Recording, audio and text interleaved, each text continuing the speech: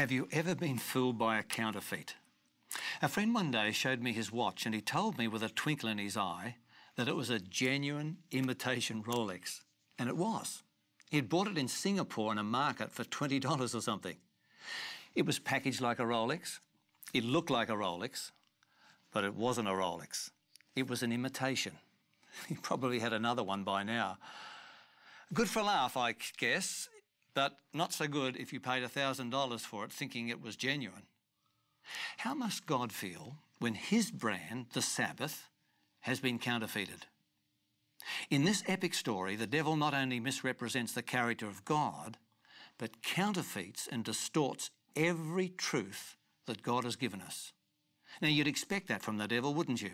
He's the author of confusion. Some people are so confused that they conclude it doesn't matter what you believe. But it does matter. God saw this master deception coming, and that's one reason why he's given us his word, the Bible, to reveal what he's really like and what truth is. God is love. Therefore, he reveals the counterfeit to us. Come and join us as we explore this intriguing subject further. Gary, how come that people keep Sunday today? It's a good question, but the Bible has a fantastic answer, actually.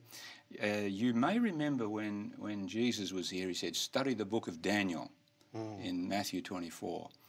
When we go to the book of Daniel, we've come across an amazing chapter which actually shows us, predicted it, that this would take place. Daniel chapter 7. Let me just read the one verse to introduce this chapter.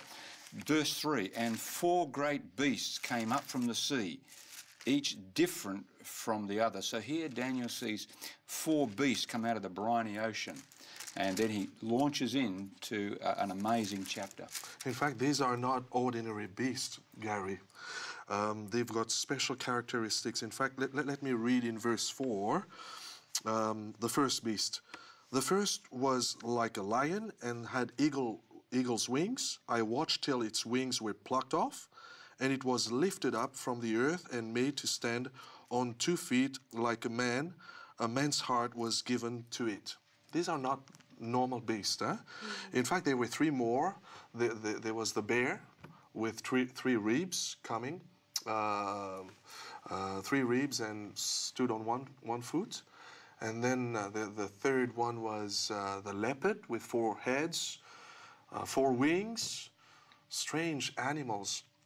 And then the last one, in fact, the verse 7, it says, it was a dreadful and terrible beast, exceedingly strong. It was not the same. It seems that the 4th one was really different. Danielle, what do these beasts represent? Well, you know, Jeff, the Bible makes it really, really clear in verse 17. It says those great beasts, which are 4 kings which arise out of the earth. So we're actually talking about kings. Or kingdoms, yeah. I guess when you think about it, it's a bit like the cartoonist. You know, you pick up the morning newspaper and you see a lion and a kangaroo. We know the kangaroo represents Australia and the lion represents Great Britain.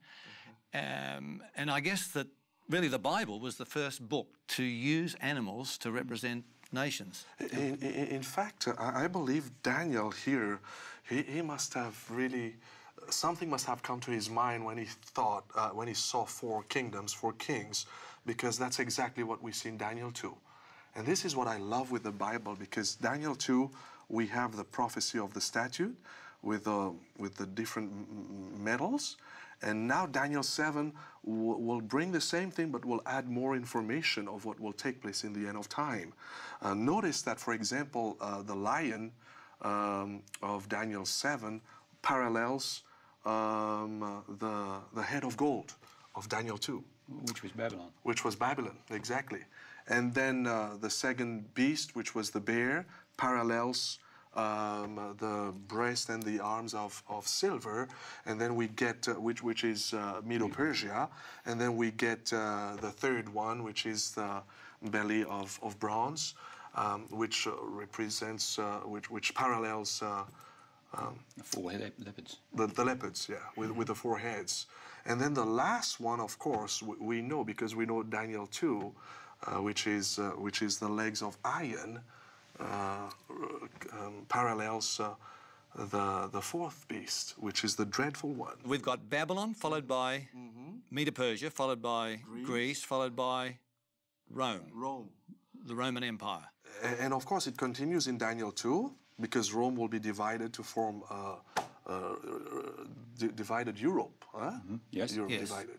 You know, Genial, when you talk about that, I still get excited because the first time I ever heard about these prophecies, I actually didn't believe them. Wow. And I remember particularly with Daniel 2 and the medals and the order of the medals, and then, you know, later on finding out which of the kingdoms these represented, I thought, that can't possibly be true. Yeah. And I remember going to my grandparents' place and getting out their encyclopedias and going through the history of Babylon, which sure enough led to the history of Medo-Persia and then Greece and then Rome.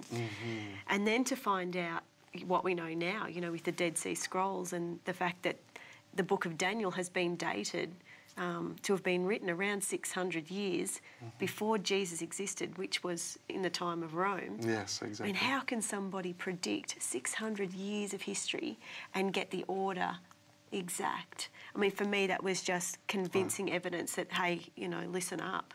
This is not just any book. You know. Well, Gary, tell us about the fifth power, because I'm sure that after there's been 1, 2, 3, 4, number 5. Which is number 5? Well, number 5 is actually part of that fourth beast, because you'll notice in verse 8, he says, talking of this beast with 10 horns. Well, I don't think we read that one. The terrible beast, it had iron teeth and 10 horns. Then it says in verse 8, I was considering the horns, and there was another horn, a little one, coming up among them. So here comes this little horn among these 10. And then it says, before whom 3 of the first horns, so 3 of the 10 horns, was plucked up by the roots. And there in this horn were eyes like the eyes of a man, and a mouth speaking pompous words. So historically, how did that work out? Because that's literally kingdoms, 10 kingdoms rising up, 3 being plucked out, and then having that little horn come up, a man speaking pompous words. So how does that man fit in? Okay, I think a couple of things we should notice. Number 1, he pulls up 3 as he comes up. Number 2, he comes from among the 10, this little horn. And so perhaps if we just look at a little bit of history of the Mediterranean world for a moment. We all know that Christianity began in Jerusalem, time of Jesus and the followers of Jesus. Gary, just before you talk about that, I just want to get it clear in my mind. Rome falls, and then it's divided into 10 divisions. That's what the Bible's saying. Exactly. What are those 10 divisions? Okay. What do we call that today? Yeah, today we would call that Western Europe, basically. The nation, the Roman Empire in the West broke up into these 10 divisions, and these became the forerunners of what we call Europe. For example, the Anglo-Saxons became the English, and the Franks became the French, and so on. So this is, Rome continues, but in a sense, it's divided Roman Empire into these various areas which constitute Western Europe. And so this little horn is coming up in Europe. Western Europe. Okay, Exactly. all right. Sorry, I interrupted you. No, that's a good point.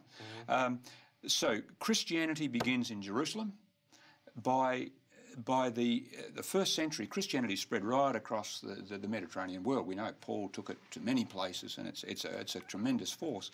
Then 70 AD happens, and Jerusalem is destroyed. Up until this point, Jerusalem had been the centre of the Christian religion.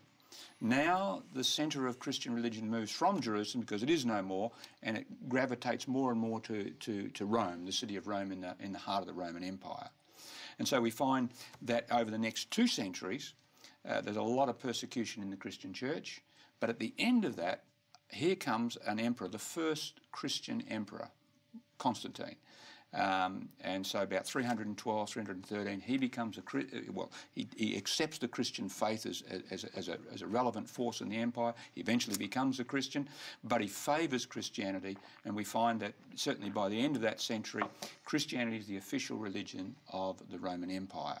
However, sorry? Yes, I was just going to ask John, who is this little horn that comes out of Europe, out of the 10 divisions, that uproots 3? Well, when we take the Bible and we compare it with history, it's the medieval church. It's the Christian church. In fact, when we study Daniel 7, we have several different identification mark, and it falls on the Christian church. That's a pretty shocking revelation, isn't it? I think something too, Jeff, on this one, just quickly. When you track a little bit more of the history of the Christian church and Europe, you find that the bishops of Rome were in a hotspot, because three of those powers, the Ostrogoths, the Heruli and the Vandals, ruled that part of Europe for a while and made it very difficult for the bishops of Rome, who called soldiers from the Eastern Roman Empire, where the emperors were living, for their armies to help them. And eventually, by 538 AD, they're destroyed, and there's a vacuum. And so the emperor of the Roman Empire, who at this time was Justinian, he says, hey, really, the bishops of Rome fill the vacuum. And so these fellows become not just religious leaders, but political leaders. And so here is a new power rising in Europe. Danielle, this little horn, how's it described? What's it going to do according to the prophecy? Yeah. It says, would you like me to read from verse 21, Jeff? Well, maybe, I was thinking verse 25 is the key verse. Yeah, we get right into it if we get down there. Verse 25, it says, he shall speak pompous words against the Most High, shall persecute the saints of the Most High, and shall intend to change the times in the law. And then the saints shall be given into his hand for a time, and half a time. I mean, that's a preposterous thing, isn't it, really, when you think about it? This power is going to come along and think himself able to change times and laws. The law of God. I mean, it can't be Jesus, because, you know, we all remember what Jesus said in the Beatitudes, didn't he? On the Sermon on the Mount there, where he said, don't think I've come to destroy the law, I've come to fully preach it, to uplift it. And not even a jot or a tittle will pass away from the law. So obviously this power is not Jesus, it's the very opposite to Jesus. And it seems that we once again are in this great controversy, this great war that's going on. It's an attack from the enemy. Yes. Right there on the law of God. That's serious stuff here. So, John, tell us a little bit about this, this business, or this plan here to change the times and the law. We're talking about the Sabbath right here. Because today we know the true day of worship is no longer the seventh day like the Bible teaches us. The majority of Christians are keeping Sunday. So there has been the change in time where the Sabbath has been moved from Saturday to Sunday. Can I just backtrack on that? I'm just, because some of our viewers may not quite understand that the only one of the 10 Commandments that deals with time is the fourth commandment. Exactly. I mean, no one of the 10 Commandments, except number 4, which says, remember the Sabbath day to keep it holy, 6 days, 7th day is a Sabbath, is the only one that deals with time. That's right. So that, therefore, it's being referred to here when it talks about the law and the times within the law. Exactly. But not only would the times be changed, it also says the law. The law. That's why when we look at the 10 Commandments, we see the second commandments have been removed. The one that says, thou shalt not bow down before graven image. This is not in the Bible. This is not in the Bible, you mean? You said the second commandment's been removed. Yeah, well, the Christian church I'm talking about. Okay. In the teaching book or something. You go in the Catechism, for example, we no longer see that second commandment there. So it has been removed exactly like God had predicted through Daniel. Now we have 9. If we remove the second one, then the 10th one now has been divided to compensate for that one that we don't have. So indeed, exactly like Daniel saw through that vision, the enemy has done a dirty job through the Christian church to attack God's law. That change you were talking about recently, just a few weeks ago, I looked up on the internet to see that, and I noticed same in the Catechism on the internet, you have that alteration. What did you look up, Gary? So that just on the website, just looked up the 10 Commandments as in Catechism, and it just came up on the internet, outlining. It was on the church's website. And so the second commandment, which talks about images, has been left out. Left out. And to get 10, they divide the last one, as John said, into 2. So thou shalt not covet your neighbour's wife, and thou shalt not covet your neighbour's goods. They're 2 separate ones in the Catechism, but in the Bible they're all one. And in actual fact, some years ago I was studying the Bible with a lady who, when she saw that, she said, "Oh man, I feel cheated, you know, that I thought there was 10, but there's really only 9 in the teaching book that she'd been taught from." I guess this is where the whole matter of what we're talking about, counterfeit, comes in, because people think that they're keeping the 10 Commandments, because there are still 10, aren't there? Yeah. Well, the Bible says it. But unless you read the Bible, That's right. you would never know that there's been a change. That's why we must go back to the Bible. Those who truly love the Lord, this is our compass. We must have the first and the last say. Yes. You know, and you know, if you don't mind, what really touches me is that even Paul speaks about that, because we've been reading in the Old Testament. Daniel says it, but Paul says the same thing right there in 2 Thessalonians chapter 2, I'll read verse 3 and 4. Listen to that, folks. It says, "Let no one deceive you by any means, for that day will not come unless the falling away comes first." What is it all about? "And the man of sin is revealed, the son of perdition, who opposes and exalts himself above all that is called God or that is worshipped, so that he sits as God in the temple of God, showing himself that he is God." Right there, Paul predicts the coming of the lawless one, the one that will attempt to take the place of God. Because that's what sin is, isn't it? It's about against the commandments of God, the law of God. So the lawless one, or the man of sin. Exactly. It's a pretty audacious claim when you think about it, isn't it? I mean, Paul is saying he's going to think himself God on earth. I mean, that's a stupendous claim, isn't it? And that's what Daniel said, in fact, when we read, the pompous, he will speak pompous word. Yeah.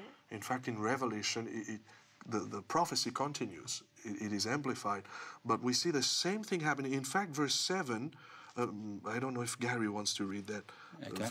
"For the mystery of lawlessness is already at work." So it's already begun, even in Paul's time, by the looks here. It's already begun. Then verse 8, he says, "Then the lawless one will be revealed, whom the Lord will consume with the breath of his mouth and destroy with the brightness of his coming." So from Paul's day, it goes on down. It must be a growing force through time. But it's a lawless force. Yeah, which is the same as what Daniel said. Against the law. Exactly. Paul says lawlessness, which is against the law. This is why when Bible students study the book of Daniel, they see that Paul is quoting from Daniel 7, Revelation is quoting from Daniel. That's where they're getting their idea from the book of Daniel, with the lawless, the changing of the commandments of God. Which is Danielle, I guess that one of the things also that impresses me when we read 2 Thessalonians is the fact that the Antichrist, this power, was even beginning in Paul's day. And it sort of goes right through until Christ destroys him at his second coming. So obviously the Antichrist, this power that's opposing God, is not some individual that lives in our day only. No. The system has been around for the last 2,000 years. It's still alive and well and will continue through until Jesus comes. And, you know, the thing that's interesting about that too, you know, we're talking about this, you know, man that's going to speak pompous words against the Most High, and she'll seek to change the times and the laws. You know, when we look at, you know, Exodus 20, and when the 10 Commandments in their entirety are laid out, you know, right next to the Sabbath, it says, "Remember the Sabbath day to keep it holy," insinuating that at some point in time, the Sabbath is going to be forgotten. And why is it important to remember, you know? That's a good point. Gary, I come back to the question, though, that I asked you at the beginning. How come Christians are keeping Sunday? Okay, yeah. Well, when seeing what the Scriptures predicted, because there's no question Daniel is predicting it, and Paul is talking about a change, a lawless one to come. When we look at the history of the Sabbath and the Sunday whole thing, we notice that in the New Testament, in the first century, Christians are clearly keeping the seventh day, the Saturday Sabbath. I mean, Paul is keeping the Sabbath many times. Jesus is keeping the Sabbath. And John in Revelation is keeping the Sabbath. So in the first century, the Sabbath is quite clearly kept. When we come, however, to the second and the fourth centuries, we notice that from history, when we go to history books, people throughout the Mediterranean world are starting to keep 2 days. which is interesting. Not only Sabbath, and the history documents show us that, but they're also keeping Sunday. So 2 days, 2nd to the 4th century, people are keeping 2 days, except in Rome, they're only keeping 1 day by the 4th century. And we may wonder, well, why 2 days? The reason for that was because in Rome, this was the headquarters of the pagan religion up until the 4th century. So from 100 to 200, this is the heart of the pagan Roman Empire, and these people were worshipping the sun god. For example, we have Mithraic religion, which is sun worship. And so why do the Christians take on Sunday then? Because, you see, they felt, well, this is something that our pagan friends have, but they now took Sunday, gave it Christian trappings, if you like, you know, the Son of God, the Son of Righteousness. And so Sunday began to be absorbed by the Christians until Constantine comes along, who actually, to unite his empire, he mandates the keeping of Sunday. John Noel, coming back to this matter of Sunday, why was it so easy for people to keep Sunday? I think Gary has said a little bit about it, but because of paganism at that time, there was the tension between the Jews and the Roman Empire, and so the Christians did not want to identify themselves with the Jews, so they started to keep Sunday. That's one of the reasons, and of course along the line we see that eventually the church came and stamped their authority on that day. That's a very important point, I believe, because by the 5th and 6th centuries, the church is actually saying you shall not worship on the Sabbath. Now, what a tragedy when Jesus is the Lord of the Sabbath, and now the church is saying, no, you mustn't keep this day. That's it. I guess there's one point that we ought to make clear, and that is, are we saying that because a person keeps Sunday, that they're a bad person? Is that what we're saying? Absolutely not. Certainly not, isn't it? Because personally, I was brought up to keep Sunday. Oh. I was brought up in the Presbyterian Church. I never knew anything about this. This was all a shock to me. I couldn't believe it. Because I guess in my family, like most others, we simply followed on what my parents told me and what their parents told them and what their parents told them, what their parents told, you know, ad infinitum, back to this long, long, long ago that we know nothing about except from history. Right. And it's not until perhaps we're challenged to look into these things that suddenly we begin to realise that some of the things that we've accepted as traditions are not necessarily biblical. Right. And so we're not saying that people are bad people. What we're saying is that when God has impressed our hearts with truth, and I believe that every viewer who's watching this, God has impressed them to watch it. It's not by accident. It's not by accident. No. God is moving in their hearts. Yes. And if we remain a teachable spirit, God's Spirit will continue to teach us.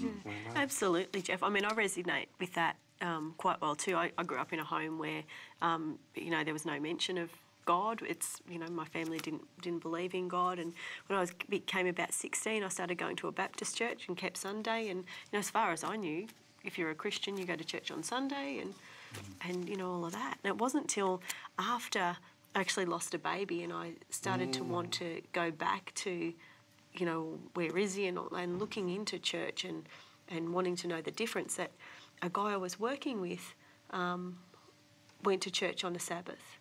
And when I was asking questions, I knew he was a Christian, so I just sort of asked questions. And I thought, well, this is weird, because, you know, everyone I've ever heard of goes to church on Sunday and others a Saturday. But, you know, to really study it out and know why things have changed. Well, wow. I think it's remarkable that the Bible's actually predicted it. Yeah, yes. I wasn't taken by surprise. And that word, remember. Yes. And the question that I'm asking right now, is it so crucial? Is it going to die out, or is it going to... What is going to happen? Well, I think what we can say is that this is part of that great controversy, that epic story of that conflict that's going on between Christ and Satan. And it's not just a cosmic war, it's more than that, it's a personal war. And we have identified in this great controversy theme today, we have identified the villain. And we have noticed that he, according to the Bible, has changed times and laws. And I just want to read a verse that resonates, I think, in our hearts. Back in the book of Ezekiel, the 20th chapter, in verse 20. Now, 2020, you know, we talk about, easy to remember. where it says, God says, "Hallow my Sabbaths, and they will be a sign between me and you, that you may know that I am the Lord your God." Because many people say to me, why do you get so het up over a day? What difference does it make? Saturday, Sunday, keep any day. It does matter, because as Ezekiel says here, it is a sign between me and you. That is, God is saying the Sabbath is a sign between him and us, that the Lord is our God. That's why the Sabbath is important. It's not just a fight over days. It's a bit like a flag. If I was to have a Nazi flag flying outside my home, could I blame you for thinking that I was a Nazi? I might deny it, but the flag tells you what's in my heart. And so the Sabbath is really the flag that we fly to indicate our love for Jesus. And remember what Jesus said, "If you love me, you'll keep my commandments." And one of those commandments, as we've noticed today, says, remember the Sabbath day to keep it holy. 6 days, the seventh day is the Sabbath. And it may be new to many of us, and we may be troubled in our hearts, but I will pray that God will give you a heart that is responsive to his Holy Spirit as we study more and more of these wonderful subjects. Let us pray together. Our wonderful Father in heaven, I thank you again for the wonderful story that you have revealed to us, that we are in the midst of a battle between right and wrong, between Christ and Satan, and that you want to indicate that we show our loyalty to you. And one of the ways that we show our loyalty, according to what you have taught us, is by keeping your commandments, not as a means of getting to heaven, but because we love you. And so I pray that you'll bless every viewer today, bless each of us, keep us faithful and help us to always do what you want us to do, and keep us until that day Jesus comes, I pray for Christ's sake. Amen.